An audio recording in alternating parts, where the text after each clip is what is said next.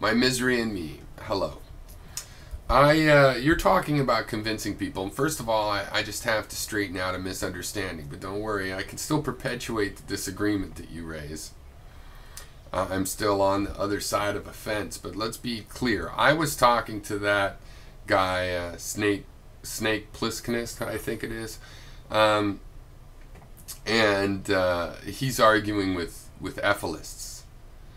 I'm talking about people like you and me, or me and Gary, or me and Greytex, right? I've never seen that situation change someone's opinion. Now, certainly people change their opinion. Obviously, we evolve, we learn. Some people try to talk about, like, how do kids learn then if you never change? I never said opinions never change. I'm talking about, in this context, when you're arguing with somebody, what it really comes down to is when I'm talking to you, I'm not trying to change your opinions. I'm trying to expose you to ideas you hadn't heard before, or possibly to ideas that I don't think you've addressed. Right? You see the difference? And I think those challenges are useful, but it's not like I'm trying to convince you. I'm trying to expose you to things. Now, I do think that there's something like convincing, but see, convincing is like, hey, I won the argument. That never seems to happen to me, including in general.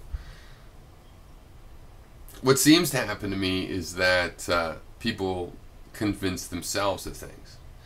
And so for example, with Gary, I think there's things where he believes now that I used to argue with him about, and probably vice versa, right? It's not that you are uninfluenced. It's not that you can't let some influences have an effect. But since you get to choose like a mask of which light shines through, you're ultimately in more control of it. Now, getting into the rest of it, you talk about showing evidence. Well, people do deny the evidence. And it could be something straightforward like quantum mechanics, or it could be something, still open to more interpretation like global warming. But people deny evidence and pictures all the time. Sometimes you have to see a series of 10 pictures and people refuse to follow through. But sometimes they follow through and still deny it. And guess what? Sometimes they turn out to be right, to have denied it. So it's a complicated situation. And when people agree to be swayed by the facts or by pictures, when they don't think it's just the work of the devil, then that's what those people, the fact that most people will respond to that kind of thing, that's to their credit, right? That's because they want to be influenced by that. That's one of their masks on all the input they have, is things that seem like facts for the people that are that way. I don't see a big, in the US anyway, I don't see a big fact-based society going on in the mainstream. Far from it. So people can deny things, and it's not true that they must concede them. So your example of the round earth is like, it's a good example. Most people have become convinced by that, and it was by evidence and arguments like that. On the other hand, Anaximander, I think it was, had enough evidence way thousands of years ago to prove there was a round earth and calculate the circumference, and that should have been sufficient, but it wasn't. People subsequently thought the earth was flat and you'd fall off the edge.